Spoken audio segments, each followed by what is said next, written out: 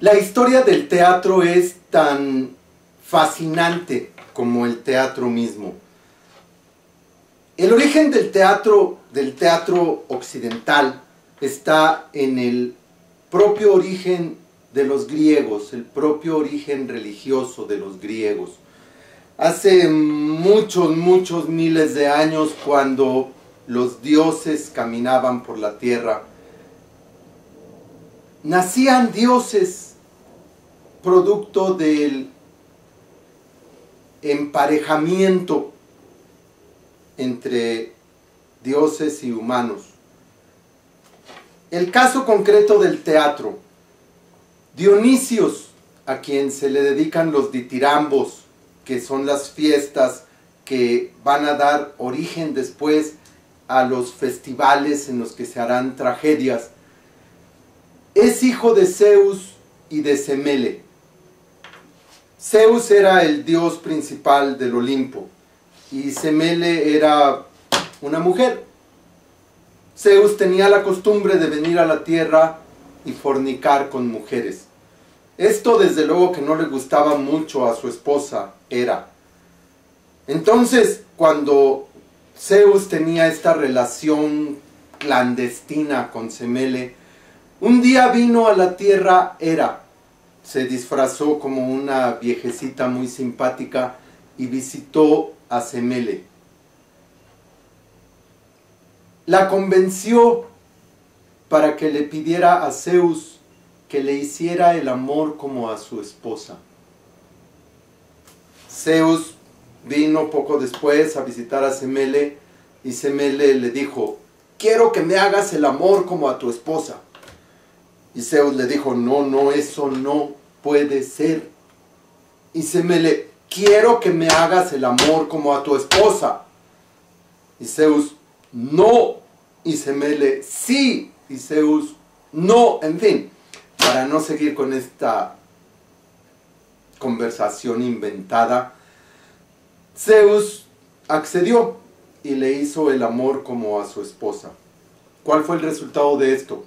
La enorme potencia de Zeus calcinó a Semele. Poco antes de morir Semele, Zeus extrajo un feto que tenía ella en su interior y se lo incrustó en un muslo. Ahí mantuvo este feto hasta que se desarrolló completamente. Cuando llegó el momento oportuno, Zeus abrió su muslo y dio a luz a Dionisios. Como podemos ver, entonces, la cesárea no la inventaron para César, sino para Dionisios, y Zeus es un hombre que da a luz. Dionisios es educado en la naturaleza. Dionisios se va a convertir en el dios de la fertilidad. Dionisios descubre el vino o inventa el procedimiento para hacer vino. Dionisios, insisto, era un tiempo en el que los dioses caminaban por la tierra. Dionisios participaba de fiestas que se llamaban bacanales, en las que ocurrían cosas muy divertidas. Eran fiestas dedicadas a la fertilidad. Entonces, la actividad más importante de la fertilidad es la fornicación. En estas fiestas participaban muchachas a las que se les llamaba bacantes. Estas bacantes, cuando estaba el momento más eufórico de la celebración, seguramente ya con bastante vino dentro de cada una de ellas, tomaban a un cervato o a un macho cabrío y entre 4 de ellas lo jalaban por las extremidades hasta desmembrarlo. Hacían pedazos a un pobre animal. El grito de dolor de este animal se denomina tragos. Y cuando posteriormente las fiestas dionisíacas se conviertan en los ditirambos, el tragos va a ser el momento de la tragedia, el momento en el que se van a presentar al público las tragedias. Tragos, grito, dolor, tragedia. Estas fiestas, insisto, no los ditirambos, sino las bacanales. Estas fiestas ocurrían cuando... Yo la verdad no creo que los dioses caminaran por la tierra. Yo me imagino que había unos tipos muy vivos que se hacían pasar por dioses y se divertían enormemente. Hay muchas leyendas acerca de Dionisio, fue secuestrado por piratas, estuvo en Egipto. En fin, incluso es ubicuo, existe al mismo tiempo en 2 o 3 regiones del mundo. Pero en fin, eso es nada más para saber de dónde viene el teatro. Posteriormente, digamos hace 3.000, 4.000 años, surgieron los ditirambos, en donde se hacía la fiesta para celebrar al dios. Ya el dios ya no estaba. En estas fiestas, que duraron muchísimos años, se escenificaban rezos. Todavía no eran tragedias, eran grupos corales que avanzaban y retrocedían emitiendo sonidos. Sonidos simples, como a, a, a, a, a, a.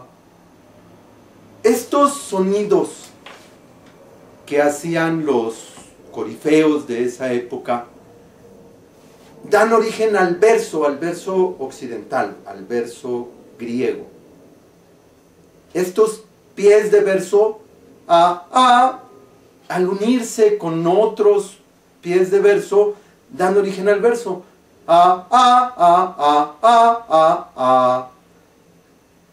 Esta forma persiste hasta nuestros días y es muy importante comprender que en esa época el lenguaje ni siquiera era totalmente común. Entonces las emociones, los placeres, los dolores en la escena se mostraban solamente con tonos brillantes y con tonos graves. Después siguió pasando el tiempo, digamos hace 2.800 años, 2.600 años, ya había texto, ya los corifeos ya decían palabras, ya tenían una estructura. Y en ese momento, de un grupo de corifeos, se desprende uno de ellos, un participante.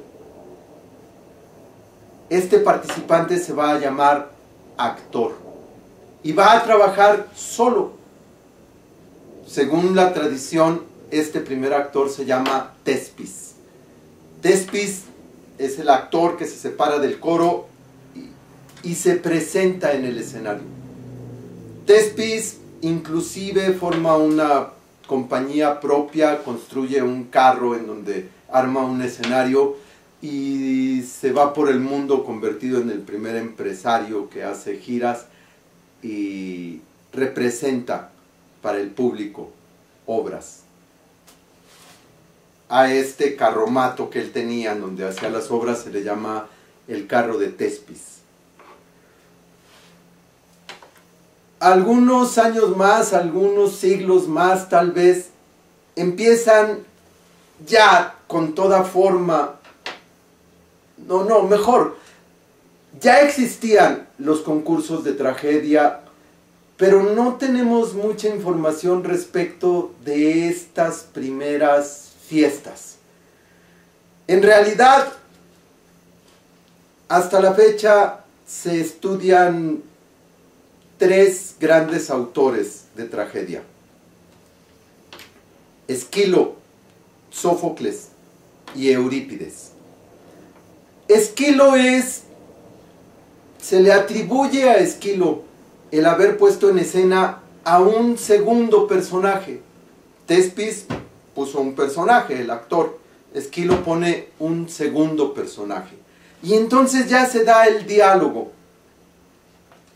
Una de las obras más tradicionales de Esquilo es Los persas, en donde nosotros vemos a Darío, el rey de los persas, lamentando la derrota ante los griegos.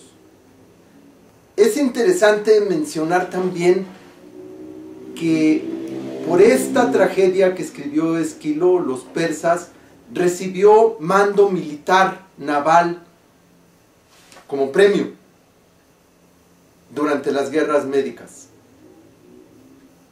Hay una estrecha relación religión, gobierno, guerras, teatro, como con toda la humanidad.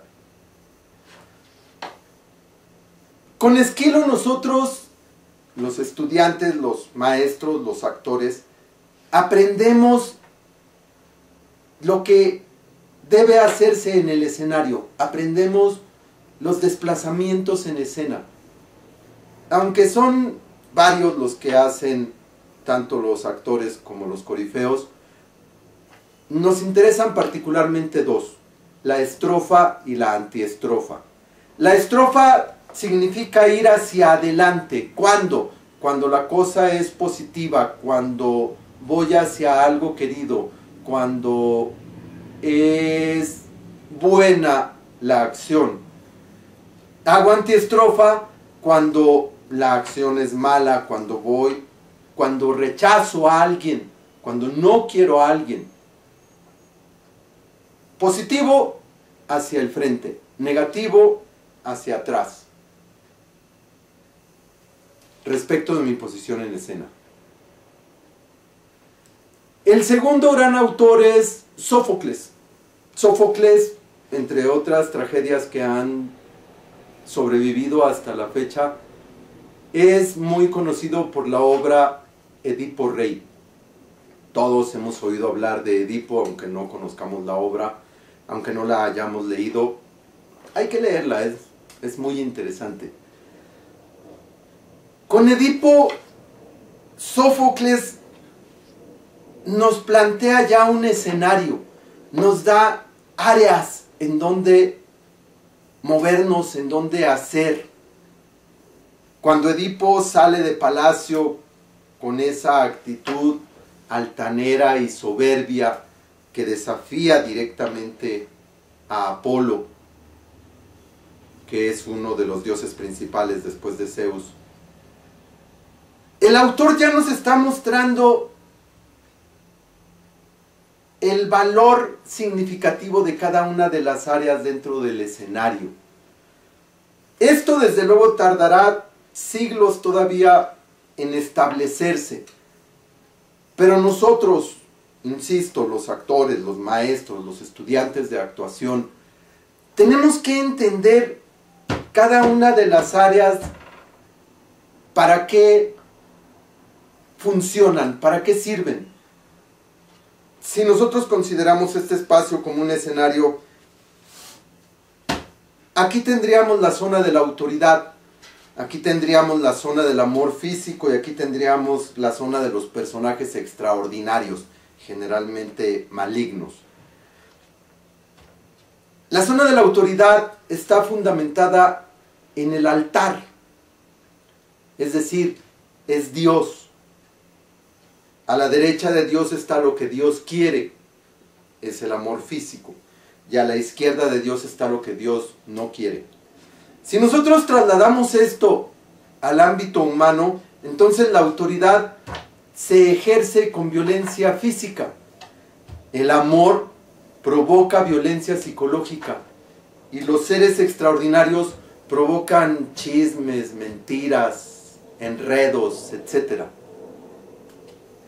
Existen diferentes formas de dividir la escena, pero esta es una de las más tradicionales. Violencia física, violencia psicológica, chismes, trampas, intrigas. amor físico, autoridad, seres extraordinarios. El tercer autor importante dentro de las tragedias, o al menos de los que conocemos hoy en día, es Eurípides. Eurípides ya desacraliza el teatro, ya convierte a los personajes en seres humanos, claro, con una carga física, intelectual, emotiva mucho mayor que la de las personas, como sigue siendo ahora. Eurípides incluso escribe una tragedia de final feliz que se llama Alcestis. Igualmente, así como recomiendo leer Los persas de Esquilo y Edipo Rey de Sófocles, recomiendo leer Alcestis. La otra obra muy importante de Eurípides es Medea, pero bueno, lean las dos. A nadie le hace daño leer dos tragedias, son relativamente pequeñas.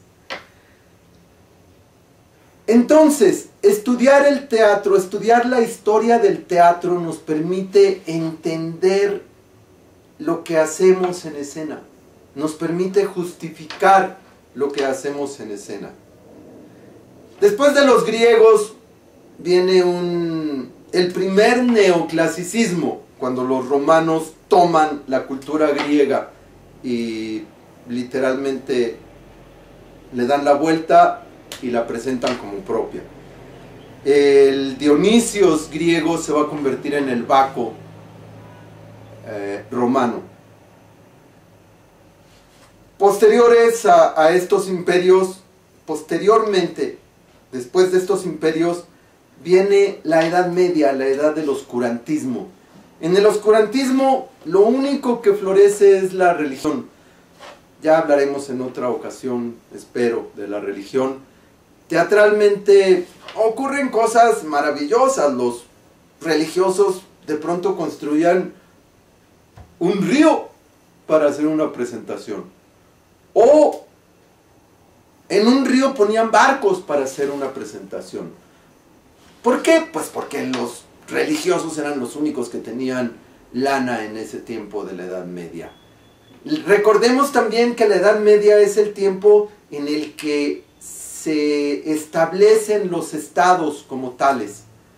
Entonces, todos los países están en guerra entre sí o contra otros países, es decir, guerras internas o guerras con los vecinos, y lo único que florece es el sistema religioso. Pero no es muy influyente en cuanto al teatro se refiere. Una vez que termina todo este proceso de asentamiento humano, viene el Renacimiento. En el Renacimiento, que está entre 1300 y pico y 1600 y pico, 1700, nosotros, los actores, los estudiantes, los maestros mexicanos, básicamente, estudiamos tres corrientes. Estudiamos a Shakespeare y sus contemporáneos, el teatro isabelino. Estudiamos el siglo de oro español, que no dura un siglo exactamente, pero así se le dio en llamarse, principalmente Lope de Vega. Desde luego está Cervantes, aunque en el teatro no es tan influyente como Lope de Vega o Calderón. Y de Italia nos importa fundamentalmente la comedia del arte. ¿Qué vamos a aprender de ellos? La estructura dramática que plantean los autores ingleses y los autores españoles ha permanecido casi sin cambios hasta la fecha. Hay un planteamiento, hay un desarrollo y hay una conclusión. La grandeza de estos autores, la mayoría de ellos escribían en verso. El verso es la forma más perfecta de cualquier idioma. Entonces, si nosotros aprendemos a leer, a entender y a interpretar las obras o algunas obras de Shakespeare, de Lope de Vega, de Calderón de la Barca, vamos a tener un mucho mejor manejo del lenguaje para poder hablar en prosa, que es lo que se hace actualmente en la escena. Y la comedia del arte lo que nos da es una forma física que aunque pareciera que se ha rebasado, no, ahí permanece todavía. Eugenio Barba hace el arte secreto del actor, se llama el libro de Eugenio Barba, si no estoy equivocado. Y en este libro Eugenio Barba nos muestra la corporalidad necesaria para ser actores hoy en día. Y esa corporalidad, aunque en el libro de Eugenio Barba está, los estudios que él realiza están basados sobre todo en las culturas orientales. Si nosotros vemos a un arlequín, o vemos a una dama, o vemos a un capitano de la comedia del arte, vamos a encontrar una enorme similitud con esto. La expresión corporal, la forma corporal de la escena, conviene tomarla o estudiarla teniendo como base la comedia del arte italiana. De Shakespeare, para mencionar Otelo, Hamlet. Ningún actor, bueno, no debería de existir un actor que no conociera a Hamlet. Tanto las escenas de Hamlet como las escenas de Ofelia para las actrices. Del teatro español hay obras tan clásicas como Fuenteovejuna. No podemos pretender entender al teatro sin haber entendido lo que ocurre con Laurencia, Frondoso, Esteban, etc. Los entremeses cervantinos son pequeñas obritas que de hecho dieron origen al Festival Cervantino de Guanajuato. Hasta donde yo me acuerdo, estas pequeñas obritas se presentaban en los callejones de una manera casi espontánea, y de ahí surgió el Festival Internacional Cervantino. Nunca he estado ahí. No, sí es cierto, alguna vez fui, por cierto, vi a Marcel Marceau haciendo un espectáculo. Eso hace ya muchísimos años, no tengo la menor idea de cómo sea, pero si pueden, vayan a ver el Festival Cervantino. Después del Renacimiento viene una etapa en la que el teatro va creciendo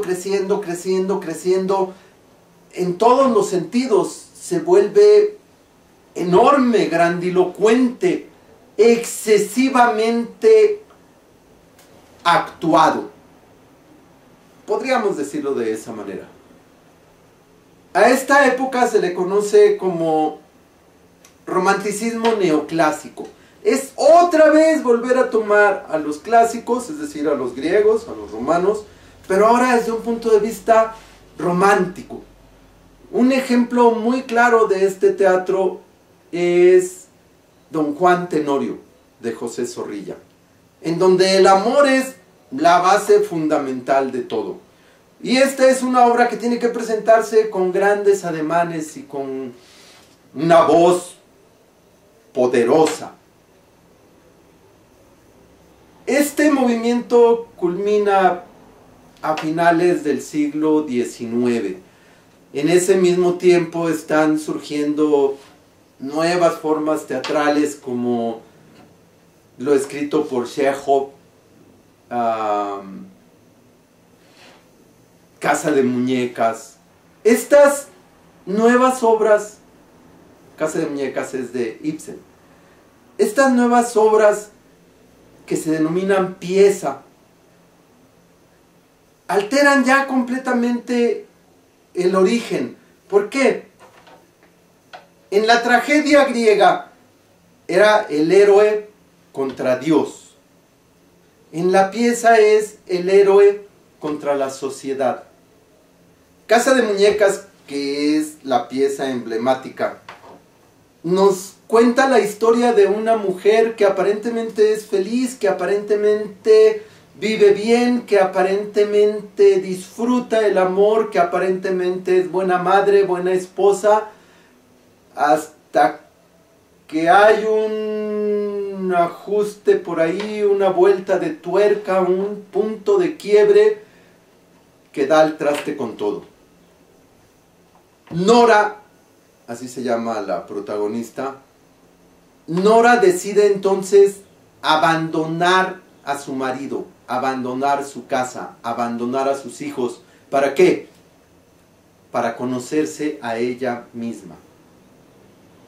Según la leyenda, esta obra provocó hasta incendios en algunos teatros. No lo sé, desde luego, pero la obra es genial. Casa de Muñecas de Ibsen. Es otra obra que deberían de leer tanto los estudiantes, los actores, los maestros y cualquier persona que esté interesada en el teatro.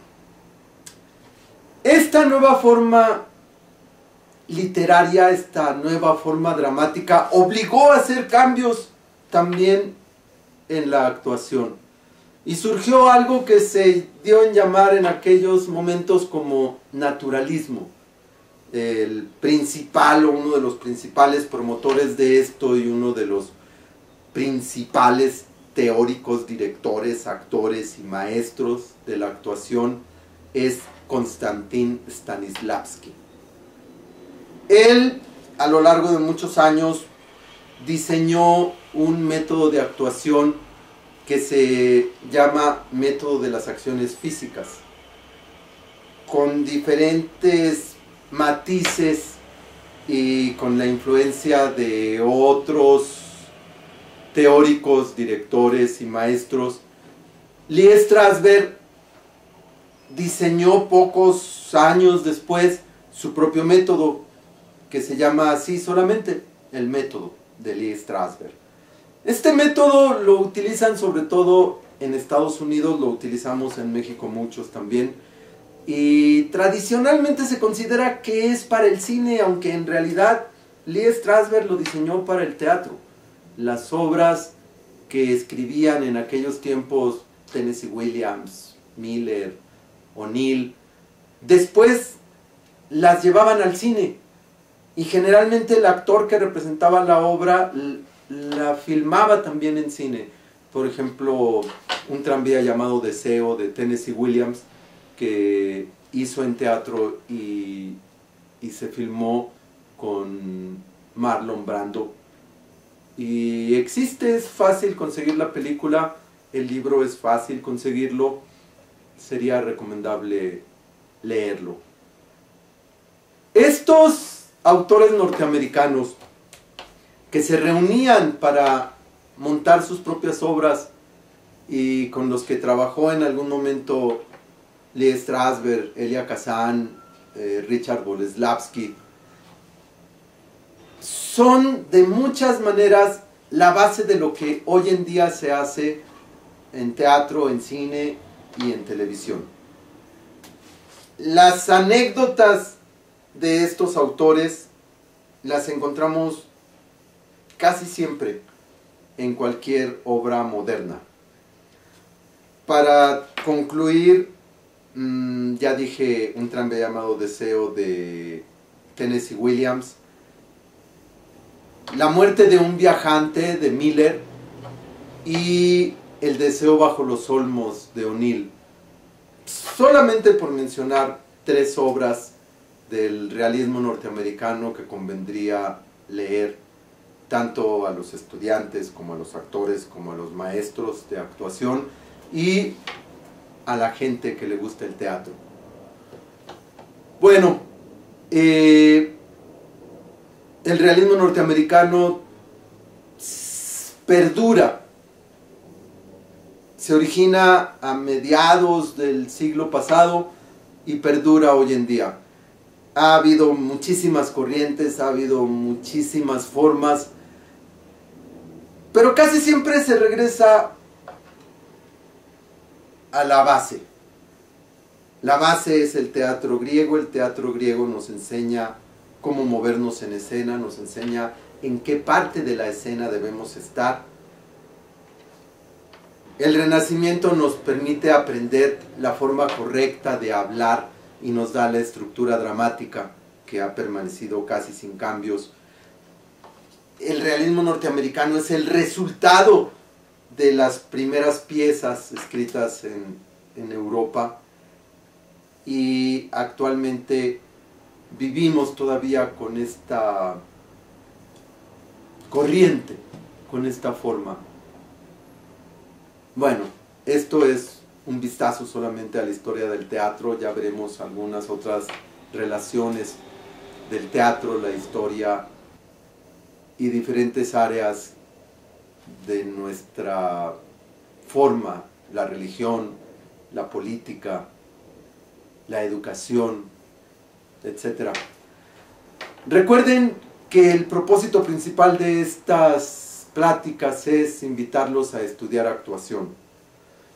En los cursos que yo manejo vemos desde luego la historia del teatro, aprendemos a usar el escenario, aprendemos a conducirnos en el escenario, aprendemos a analizar un texto tanto de una manera literaria como de una manera actoral. Pero si ustedes no pueden estudiar conmigo, no hay problema, estudien teatro, aunque no piensen ser actores. Hay casas de la cultura, hay sindicatos, hay muchas formas de estudiar actuación. Y yo estoy seguro que la actuación es, en mi caso personal, lo mejor que ha ocurrido en mi vida. Gracias.